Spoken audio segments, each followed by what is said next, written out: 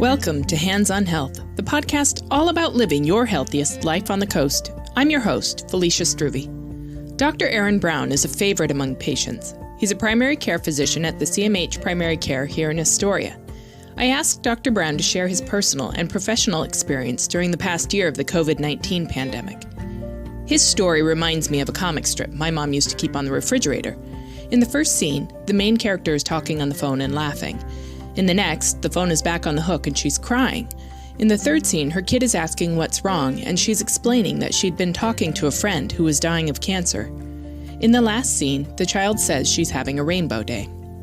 Maybe that's the best way to look at this past year. It's been a rainbow year. There have been lots of hard times, but there have also been wonderfully bright spots too. Join me for episode 25 of Hands on Health as Dr. Brown talks about his rainbow year and his hopes for the future.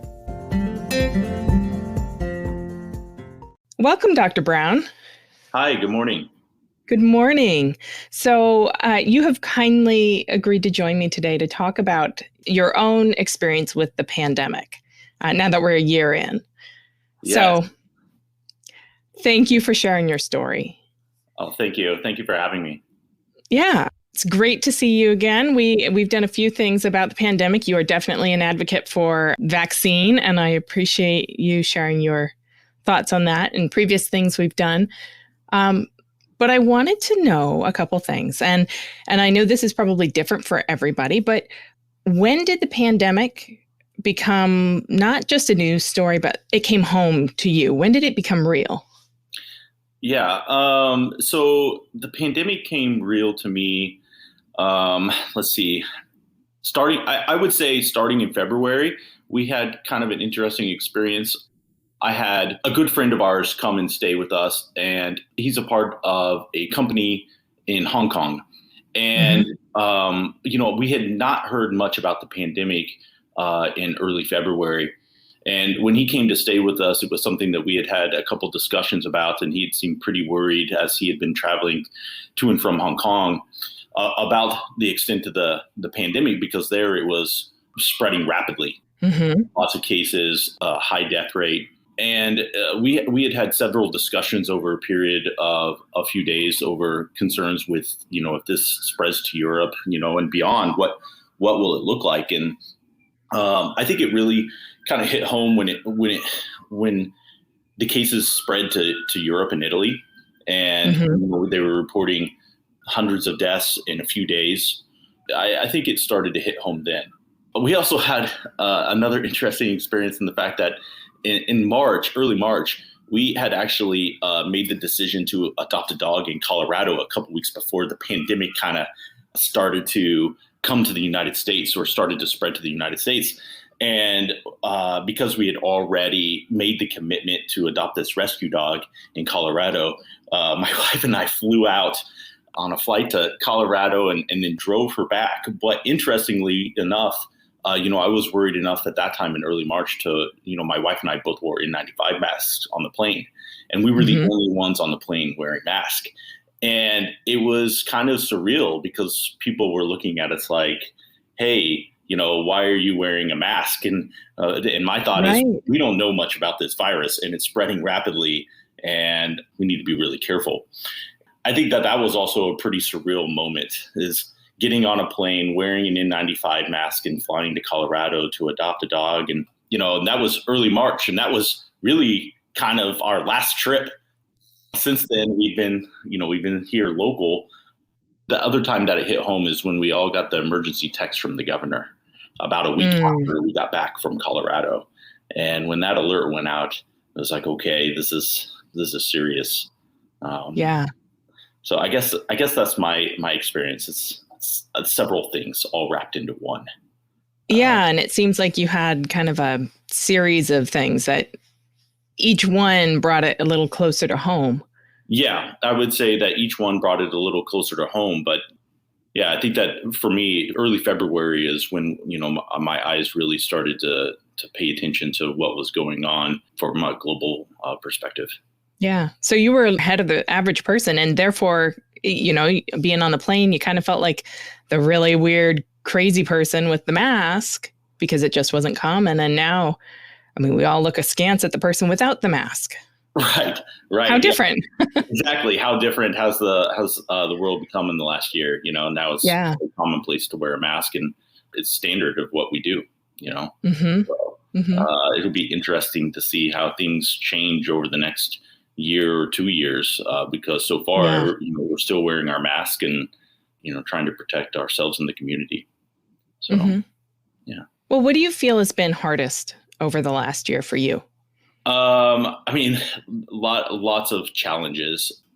Difficult to say exactly what the hardest thing for me has been. I think the hardest thing is probably not being able to see my family, Mm-hmm. not being able to see my mom home in Kansas, especially after the loss of my sister. I think from a virus standpoint, otherwise, as a physician, probably feeling helpless in those first few months of the pandemic, and cases were spreading and we weren't exactly sure how to treat it, and Mm-hmm. seeing the loss of patients and family members and friends that we knew, and trying to figure out, okay, how do we best treat this novel virus. And thank God we were able to kind of get a handle on how we best treat it. Yeah. Well, that's got to be really a strange place to be as a physician.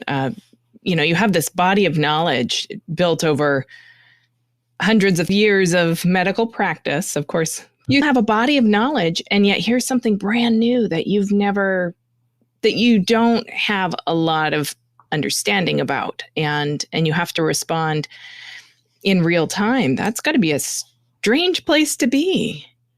Yeah, of course. But I think that's also why a lot of us went into medicine, is because we love to learn, and we call it a practice for a reason, because we're Mm-hmm. always learning every single day.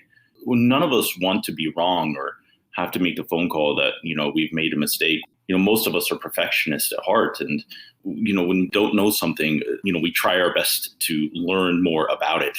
Mm-hmm. And with this virus, there just wasn't a lot of information out there. Right. And over months, we were able to gather more and more information to be able to make different and changing recommendations Mm-hmm. on how we're supposed to treat it and what is working and what isn't. Um, Mm-hmm. yeah, and Yeah. so There seemed to be a lot of cooperation among the medical community in sharing that information and being able to build that knowledge really quickly.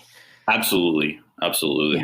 I think that the medical community and globally, the world as a whole has done a fantastic job to be able to go from where we knew some about the virus, but not enough to make a difference, to having vaccines out in less than a year Yeah. Amazing. is amazing. It's an amazing feat Yeah. and accomplishment.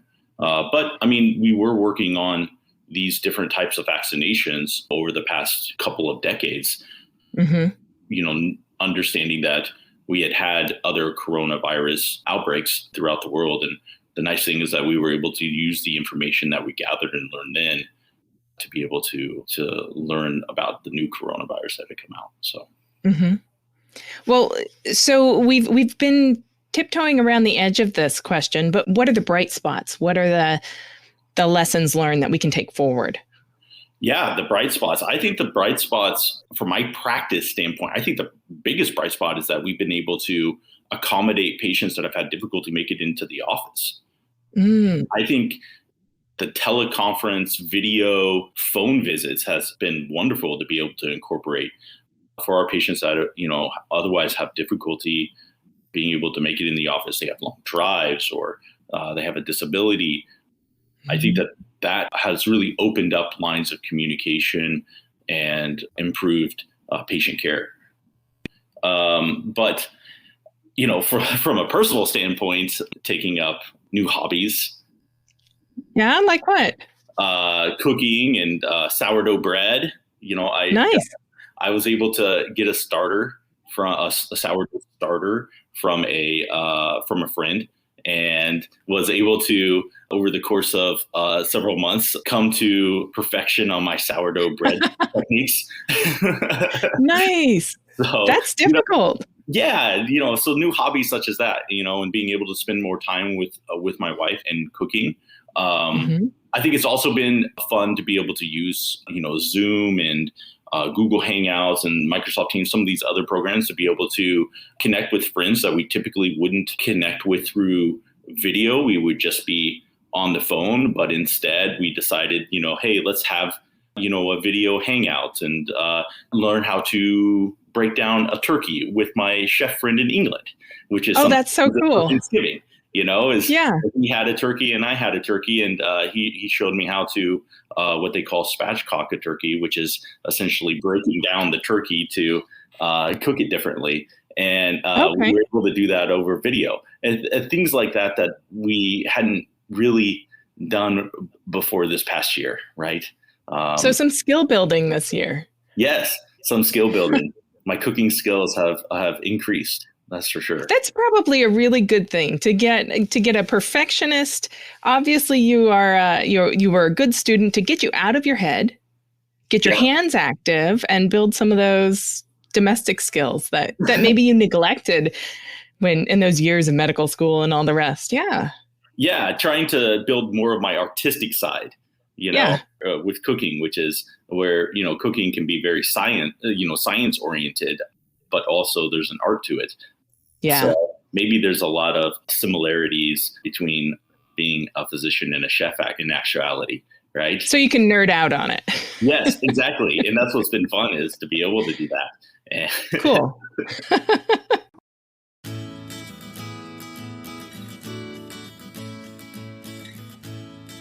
Hey there, it's Felicia.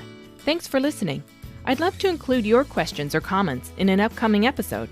To leave me a message, please call 503-338-4654. If you've got a health question, I'll do my best to get you an expert answer. Again, that number is 503-338-4654. Now let's get back to our guest. Well, back to medicine. What changes do you see that you think will actually stick around after the pandemic? Yeah, very interesting.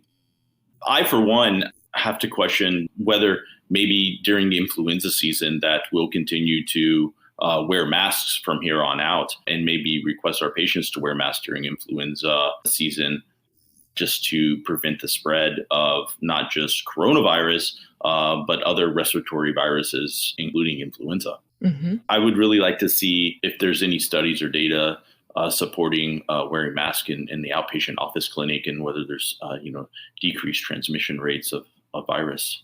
So I think something from a practice standpoint, that's certainly one thing. And another thing, I really hope that we're able to continue with our video and phone visits going forward in the future. Yeah, it sounds like it's definitely opened up access. I mean, you think about somebody who maybe works a couple jobs and doesn't get in because they can't fit it in, but maybe they can find 15 minutes to see you. Right. Exactly. When they're waiting to pick up their kid. Exactly. Think of the parent who has kids, and maybe that, having a quick phone visit because they're not feeling well, or, they're having some sort of acute illness, and that we can easily cover in 10 or 15 minutes. That phone call hopefully will increase access to care. So, agreed. I hope that we're able to keep those, because, I think that might have been the biggest change to medicine over the past year. So.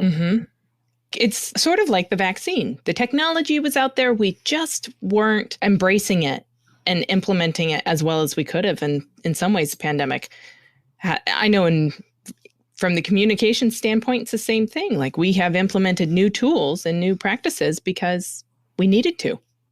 And they seem to be good ones. Yeah, absolutely. And I think that doesn't, like you were saying, I don't think that it just is focused on medicine. I think that these video teleconferencing systems have significantly improved over the last year, and the tools are there. And it's very interesting how we have kind of evolved to utilizing them now on a regular daily basis, even like currently, like right now, as we're talking. Right. We are not in the same room, listeners. Yes, I am sitting in my living room. Yep. And I'm in a closet.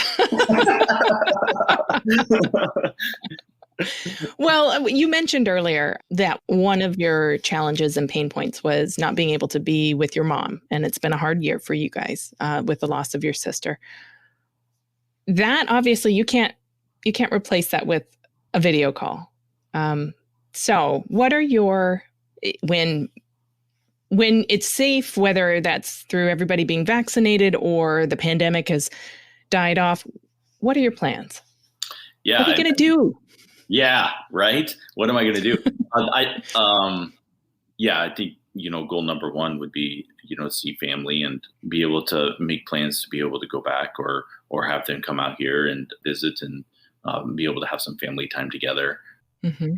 We also have some tentative plans later this year to have fun and go to Europe, hopefully, depending on how things with the pandemic.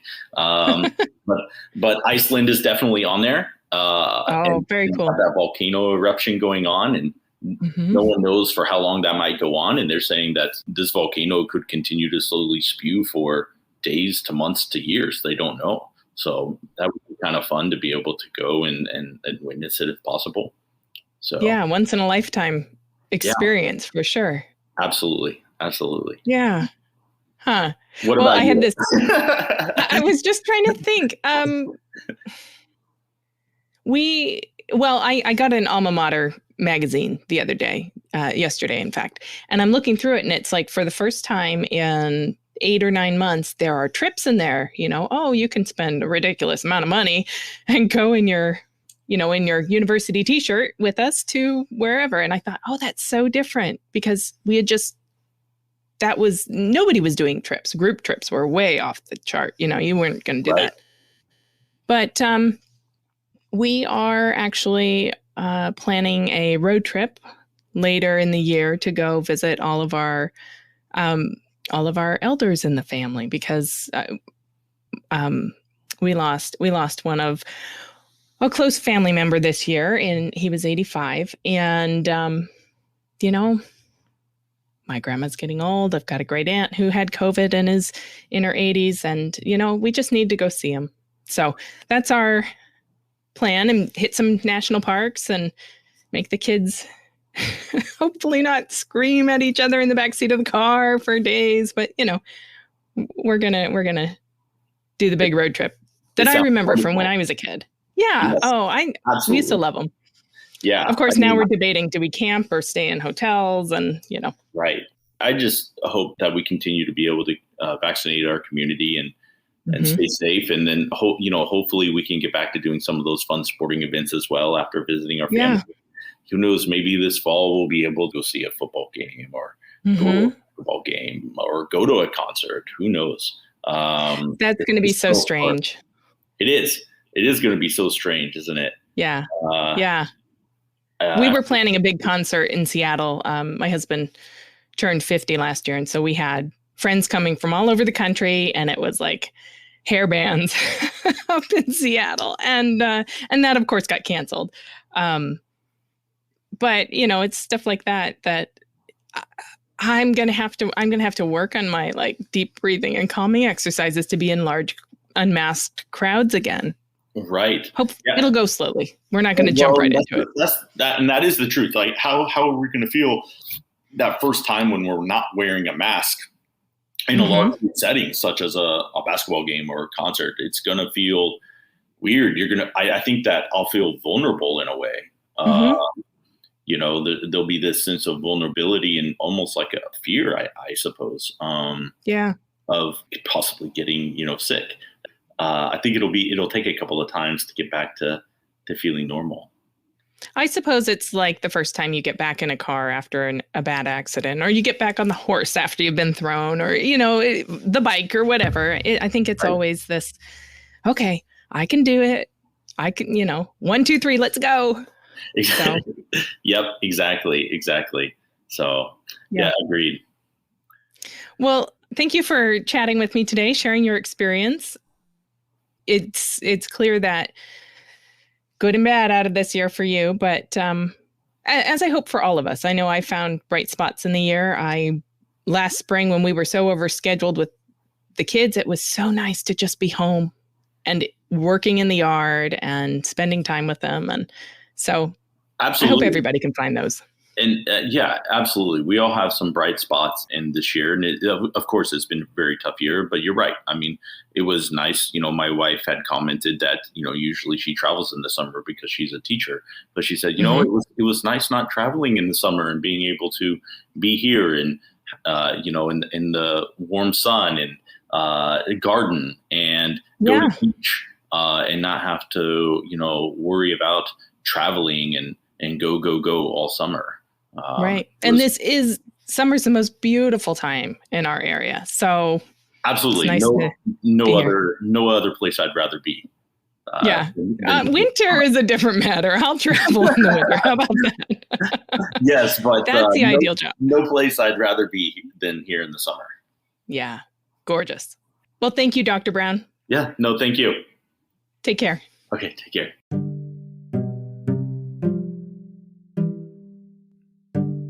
Thank you for joining us today. I'm Felicia Struve, and this has been an episode of Hands on Health, brought to you by Columbia Memorial Hospital in Astoria, Oregon. CMH is an independent, not-for-profit health system that provides comprehensive, person-centered care in Northwest Oregon.